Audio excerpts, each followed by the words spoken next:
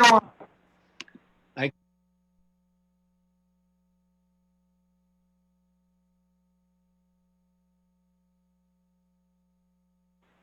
Okay, hold on one second. I know I'm not that pretty. And I'll wear a mask if you guys want. Try now, sir. Try now, everybody, please. I'd appreciate it. There you are. Ken, I can see you. Scott. Hello there. Perfect. All right. Well, we're going to take just a few minutes here because I am still waiting for. Mr. Talon will not be joining us for the work session today. Okay. Who is 303-912-0747? That's Wes Knoll. I'm a water attorney with Lawrence Jones, Costa Graphic. Okay. Wes, were you unable to get your invite or you just needing to work from the phone? I just have to work from the phone. I don't have a camera on the computer that I work on. Okay. No worries. I'm just going to rename you so that we know who you are.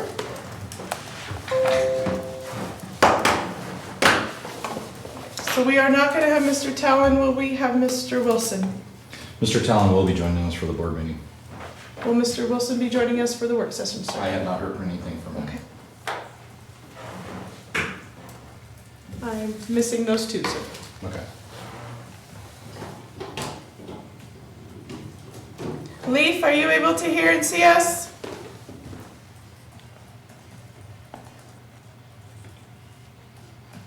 I can't see the mayor's pretty face. What the heck? He's getting there. Oh, Yeah, can you hear me? We sure can, Leaf. yeah. Thank you. And you're going to be okay, comfortable sharing the screen if you need to? Yeah, I think so. All right. Thank you. Did you do, Wes? Yeah, yes, we did.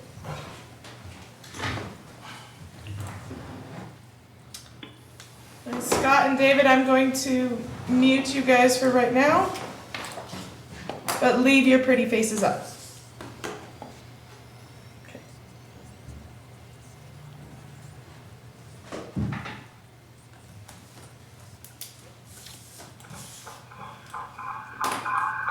You.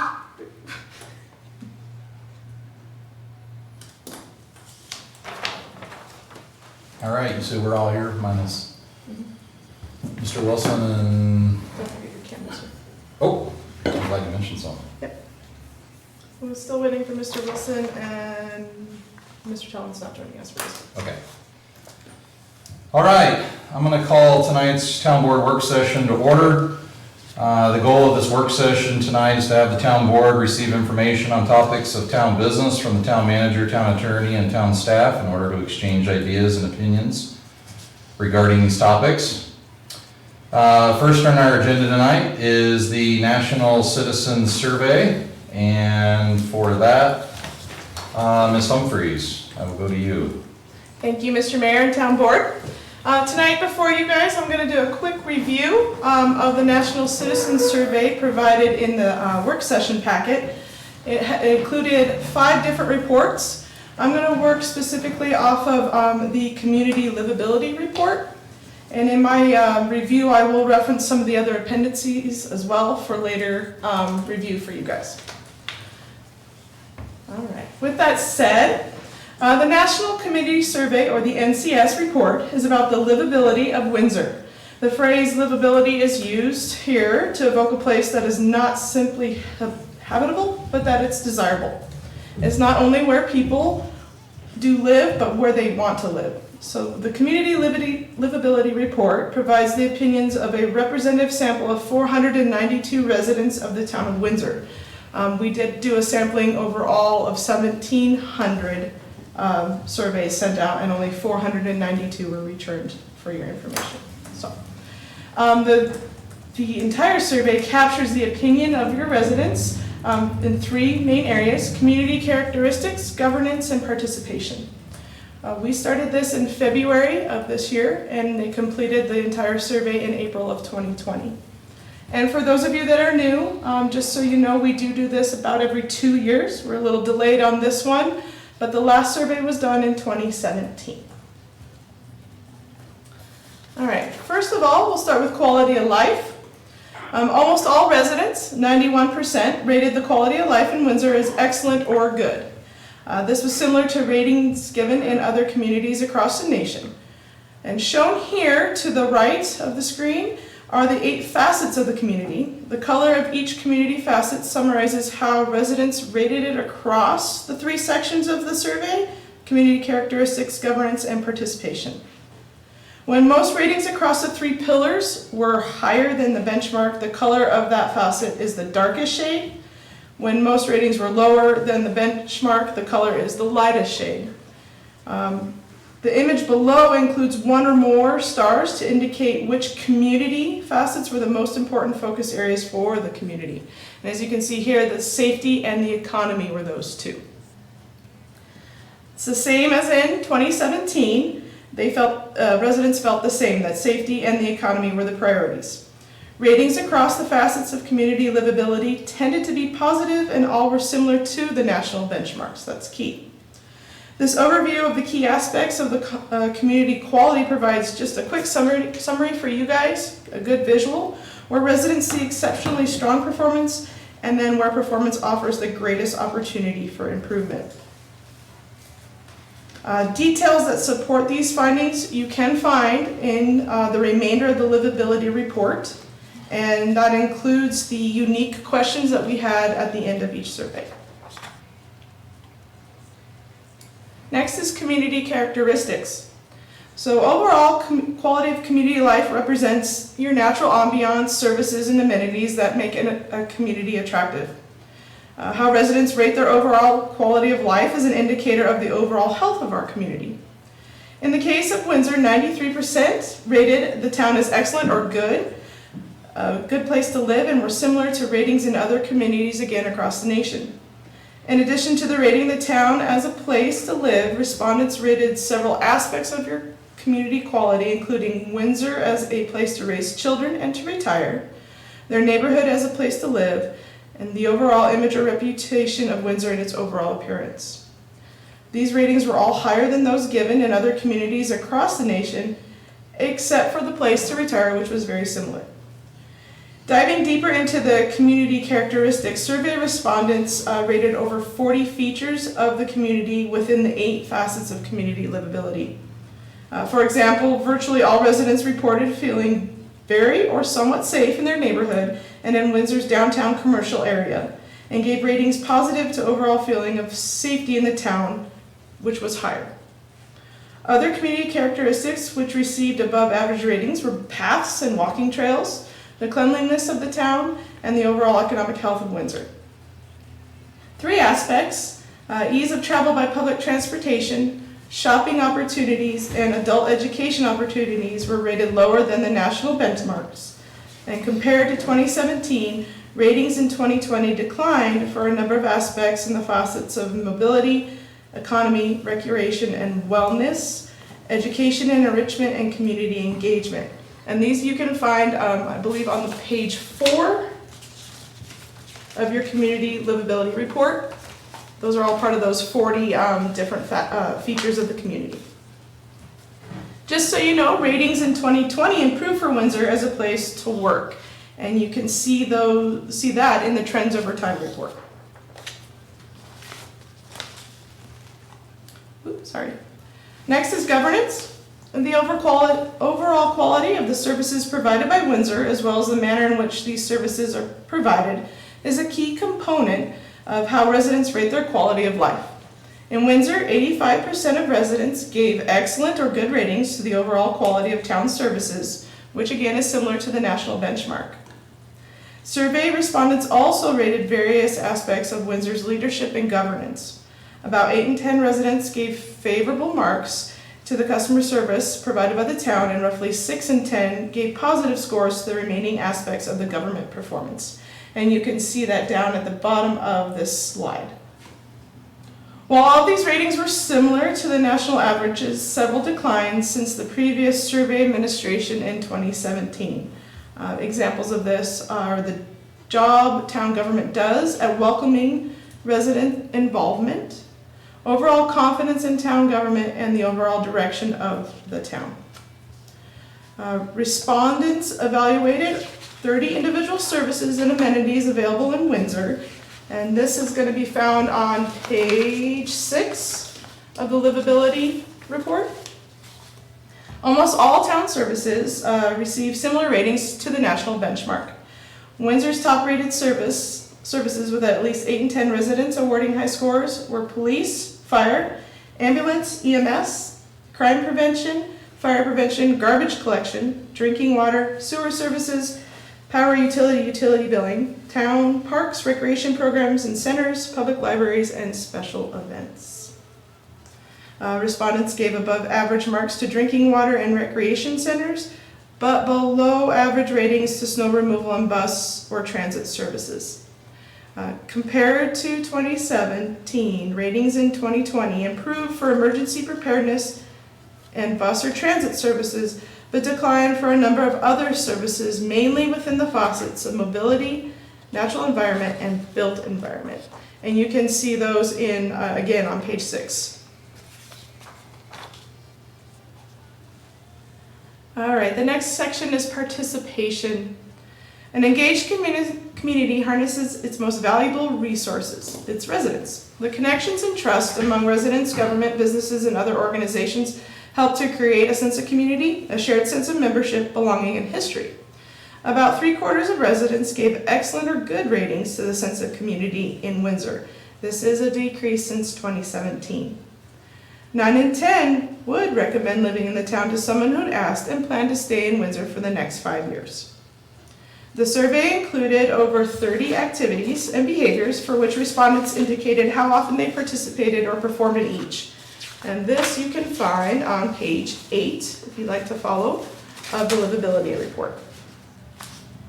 Levels of participation in Windsor tend to vary widely, making the comparisons to the benchmarks and to the Windsor over time useful for interpreting the results.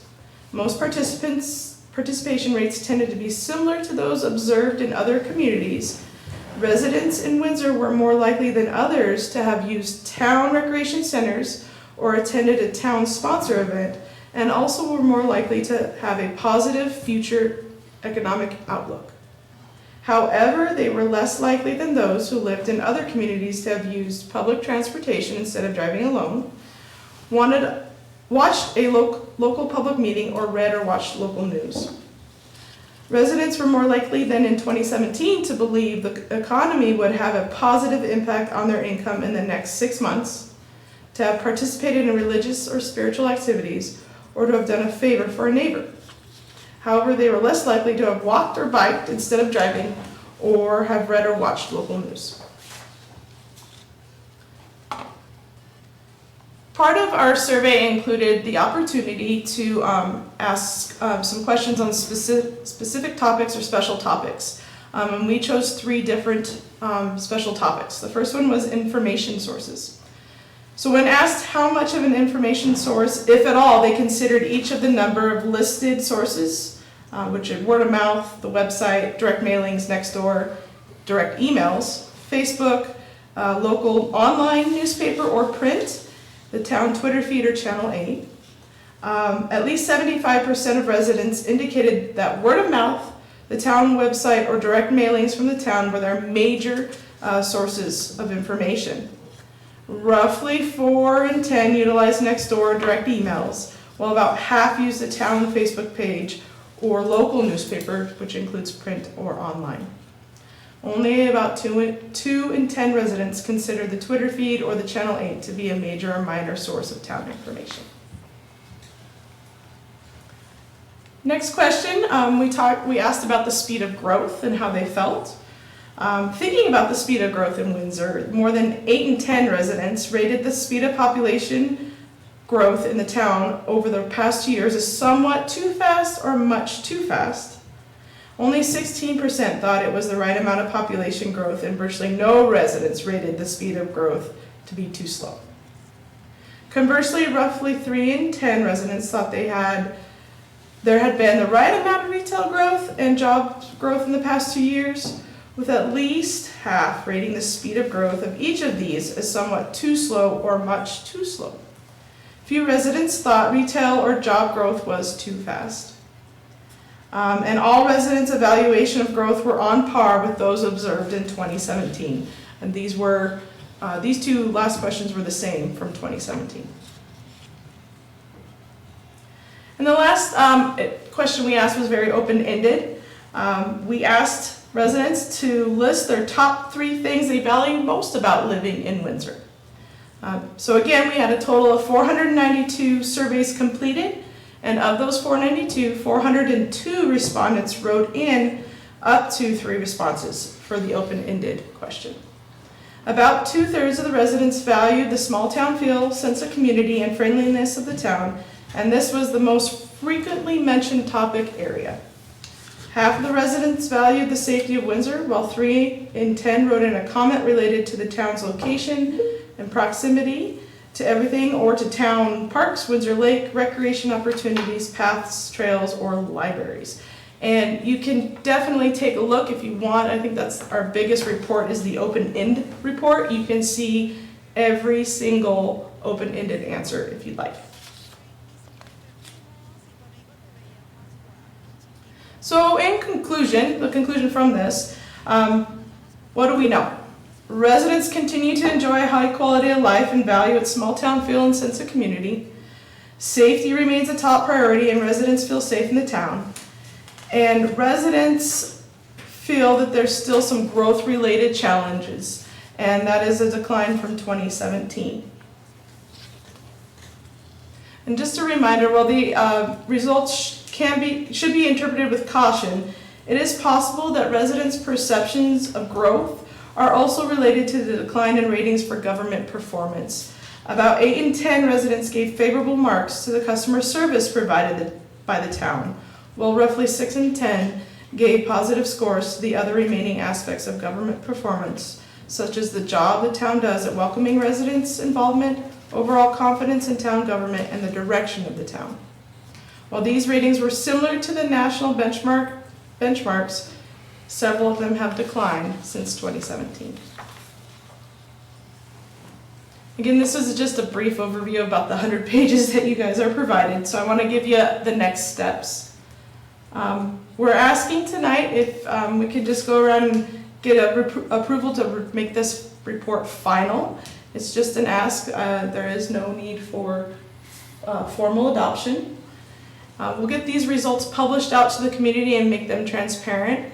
And then we use them as we move along in the next few years in the guidance and decision making. I know we're headed towards working on a strategic plan or updating our strategic plan, and this is great information for you guys to have it ready to decide the priorities of the town. And at that, I'll take any questions. Are there any questions from town board?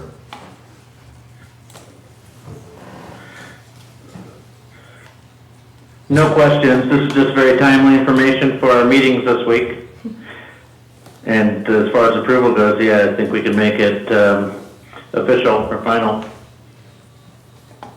Mr. Bennett, you had your hand up? Yeah, no questions, couple comments. Yeah, absolutely, we can approve this. You can use it as a decision-making tool, one of many tools. I want to comment on the transportation, the mobility, the traffic flow. Not every page, but probably close to the majority of the pages point out that is an ongoing problem, and as expected, with our growth, it's getting more difficult for people. So I'm going to put in my 2 cents or 5 cents or 10 cents that we need to really focus on transportation issues. The other thing I think was kind of encouraging and so concerning is communication. That's been an ongoing challenge in our community without a television or newspaper. It's encouraging to see that more people, I believe from last time, are looking at our website and getting the town notices. It's still concerning me that the number one way people get information is word of mouth. And that's always a little scary to me, but I think it is encouraging that our website and our town communication has improved. And as we grow, that's got to continue also. Thank you, Ken. David, comment or question? Yeah, comments, thanks. Just to understand the survey, I think you said earlier there were some 490 or so people replied, which, I mean, did we target a larger number and this is all that replied, or were we only targeting that number? We took out a total, they sampled 1,700 different residents in all of the voting districts. There's a special map to that one. I believe that's in the technical appendices as well. Right. And out of that 1,700, only 492 responded. Okay. And then I think when they're talking about comparing us to the benchmark, I was curious as I started reading this, kind of who is the benchmark? Who were our peers against whom we're being tested or measured? And I did see that that is in the appendix. And apparently it says in here that it was our choice to include the full data set, even though when you look at that appendix, it includes the city of Philadelphia and the city of Baltimore and the city of Dallas. And I can only hope that we have nothing in common with those.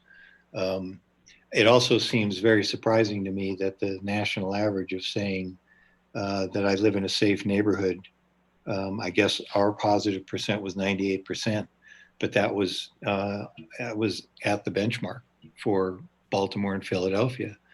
What? Anyway, so I'm wondering, is it possible for us to redo this, but be more selective in terms of our peer group, what we're using as the benchmark components, or has this already been run? And I would want it. Benchmarks, I could definitely ask and see if that's something that they can do for us, and hopefully there's not an extra cost to that. If not, it's something duly noted for the next run when we do this again, the national survey overall in the next 2 years.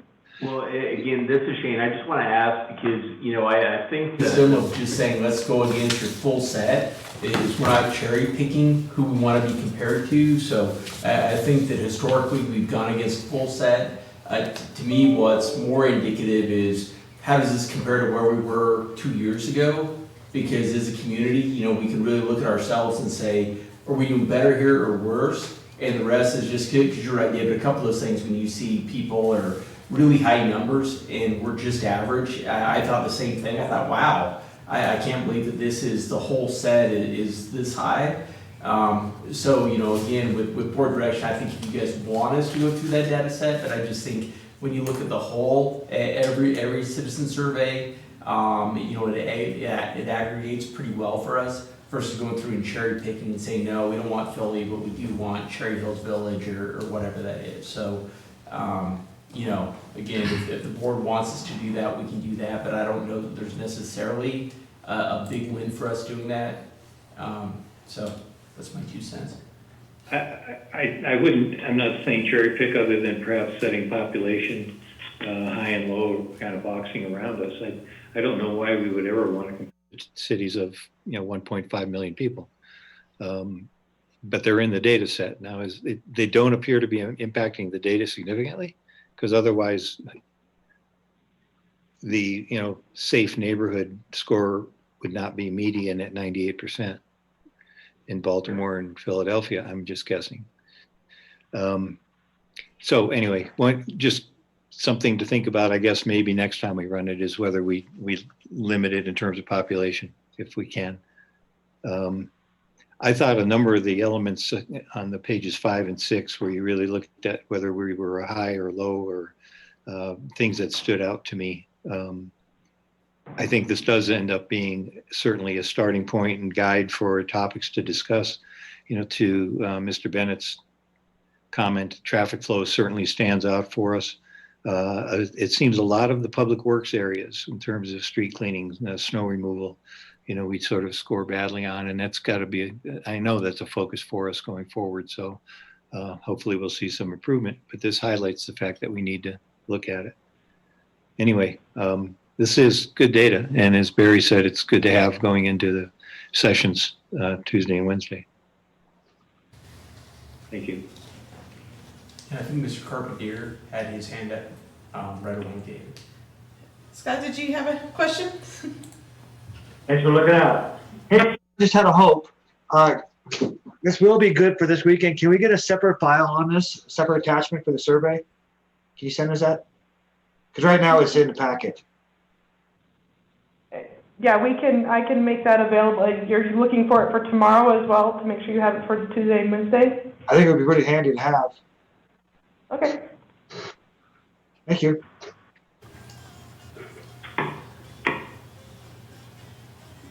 Have we gotten feedback from everybody? I think we have, haven't we? I'm okay moving forward. I'm sorry, Mr. Sazowski. No, Mayor, just one last comment. I thought, we're looking at the data and in particular, I was looking at the section that said voted in local elections. And according to this, it says 91% of our citizens voted in a local election. Were you hiding my votes? Because I thought the actual voting percentage was more like 25, 30.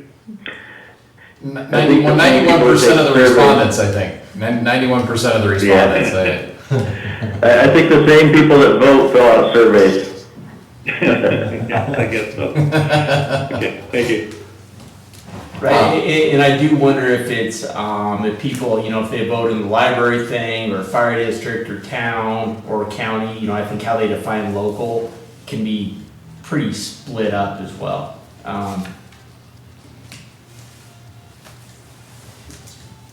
True. Well, with that, Sorry, one last. Oh, Mr. Sorry, Sazowski. Mayor. Just one last comment, and I apologize, I'm not using the raising because it's not immediately accessible, but if I remember right, Jess, I think somewhere in the intro it was talking about the degree of confidence or the plus or minus something like 23% on the data results. So with that margin of error, we can take this as an indicator, but I think we've got to be careful putting too much weight on it.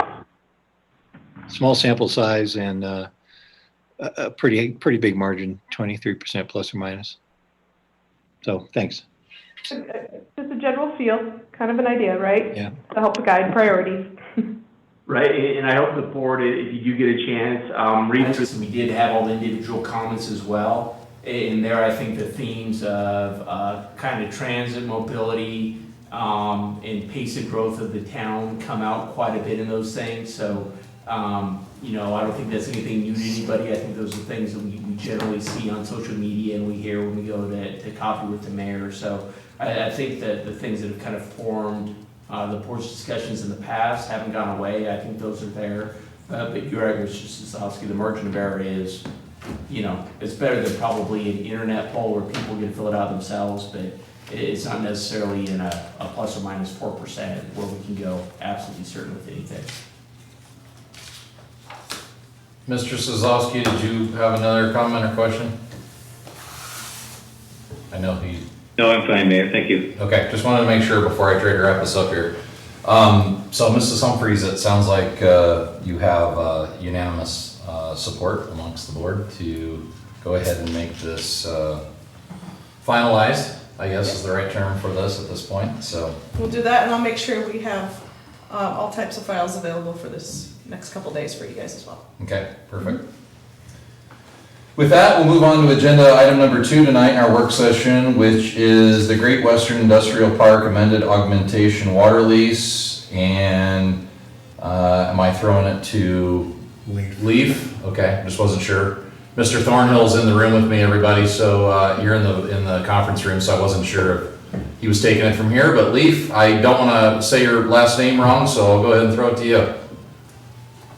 It's Lesowing. So can everybody hear me? Sorry, I didn't want to try and say it wrong. That's all right. Thank you, Mr. Mayor. So yeah, just a little bit of background that in 2007, Great Western Industrial Park filed a plan for augmentation out at the Great Western site, which was to include wells to pump for irrigation and use gravel pit storage. They're supposed to mine 3 gravel pits out there to store their water. With that, they also have Whitney shares that they can use for irrigation and augmentation also. In 2017, they entered into a lease with the town of Windsor, and the town would provide 65 acre feet of augmentation water. That augmentation water is mainly for the Whitney wintertime return flows. So they can pump their wells for irrigation. The town will meet their winter replacement return flows. And this was just supposed to basically hold over the industrial park until they got their gravel pit storage online. Now in 2020, they haven't done that yet. So they came to the town to ask to execute their extension on their lease till 2032.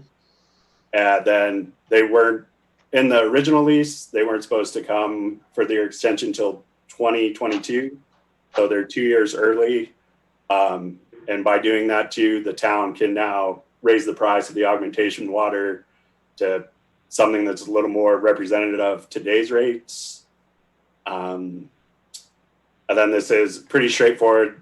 We've been administering it the last 3 years, so they'll still provide the schedule for deliveries of their water. And that basically puts Great Western on the clock to get their non-potable plan up and running. That basically within the next 5 years, they've got to get those gravel pits dug and tested and certified as lime storage.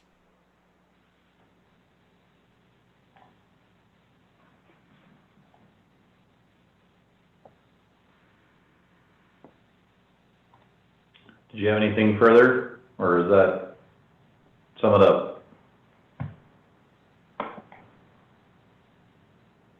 That sums it up. Does that sum it up?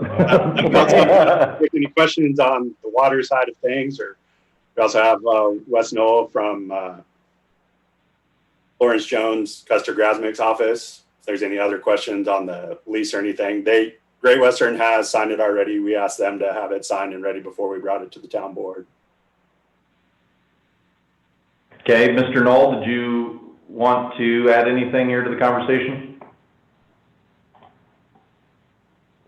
Mr. Mayor, no, I didn't have anything to add other than the reason that they needed to come to the town was it was a 7-year projection, and their initial lease term was only for 5 years. So it put them in a bit of a bind because for the last 2 years of their projection, they were going to have zero water available. So their augmentation plan would not work without the extension. So that's kind of the big reason that they needed to come and get an additional extension on the lease. Okay.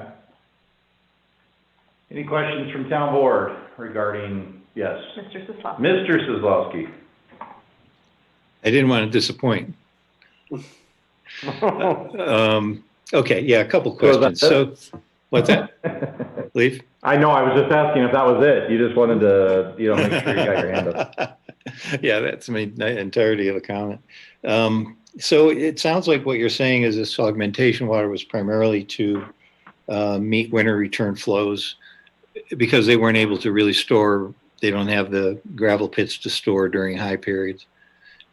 But this extension out to 2032 at least suggests they're not going to have the gravel pits for another 12 years. No, this goes back to what Wes is saying with that 7-year projection that they have to have because of their well pumping, that those depletions that accrue to the river because of their pumping, basically they have to have that. It's sort of 1/7 every year for 7 years to go back. So how the lease is set up, and this lease will end in 2032. They basically have to have their gravel pits done by 2025 for their 7-year projection to run out. Then they can firm up their other water rights. Okay, so I understand this was going to terminate in 2022, right? On a 5-year lease. But they needed a 7-year projection, which I assume the 7 years of that projection started 4 years ago, 5 years ago. I'm just curious why we would be extending the term for so long. If in fact this is really providing augmentation water for until they get their gravel pits built. I think part of it is they probably thought they were going to be further along than where they are right now.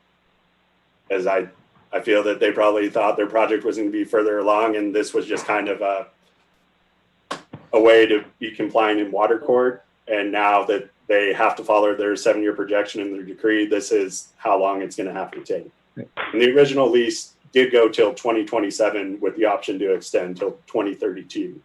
It was just they weren't supposed to come for the amendment to the town till 2022 with those 5-year periods. Okay.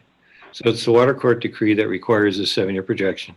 Yes. And they're really trying to make sure they can prove to the court that they have committed contracted volume to meet that projection.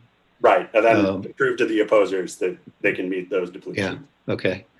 If in fact they get the gravel pits built earlier or sooner and they have those available, would we want to terminate this lease, or would we likely let it run to 2032 anyway? It would probably depend on how. I bet if they got them all done, we could probably terminate this. Well, we can't, up to the language in the contract says that. Right. I didn't look for it. And then on the lease price, I guess I'm okay with this. I'm surprised they would sign it, because it says the price will be $500 per acre foot beginning in 2020, but then it gives us the option in our sole discretion and upon notice to increase the price in any subsequent year beginning in 2021. Yes. With no cap or reference or anything. So in theory, we could next year increase the price to $1,500 per acre foot. Yes, we could. And they would be bound by this contract. Correct. I like that. Sorry, I can jump in here. They actually have a term in the original lease agreement. So this is a amendment to the original lease agreement, and the original lease agreement has terms that are still going to be in effect. They have the sole option to terminate the lease agreement at any time. So if they are able to secure another source for their winter replacement obligations that is cheaper than what the town is offering, they can terminate this lease.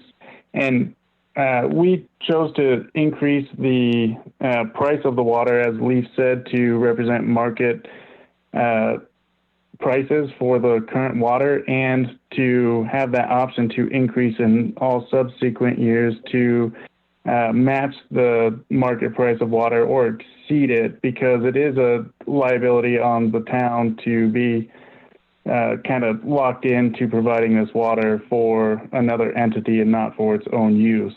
So that was the thought behind being able to increase it. And as Leaf mentioned, they really need this water to make their projection work, and they need it for all 7 years of their projection each year that their augmentation plan is in effect. So that projection renews every year at the start of their water year. So they need a 7-year projection each year. So that's the reason for the update in the lease term. You said when you were describing it that it was a potential to increase the price to market rates. But that's not what the contract says, of course. I mean, the contract just says we can increase the price. It doesn't reference any cap or market rate or anything. We just have full discretion. Or is that in the primary lease? No, the town can increase to whatever price it wants. It's just if it increased it to an exorbitant sum, they would likely be able to acquire a separate lease source that would be more at market rates and terminate this lease at their discretion. Yeah. Okay. So I take it, Leaf, that you recommending that we approve this, move it forward? Yes. Yeah. Okay, thanks. Thank you.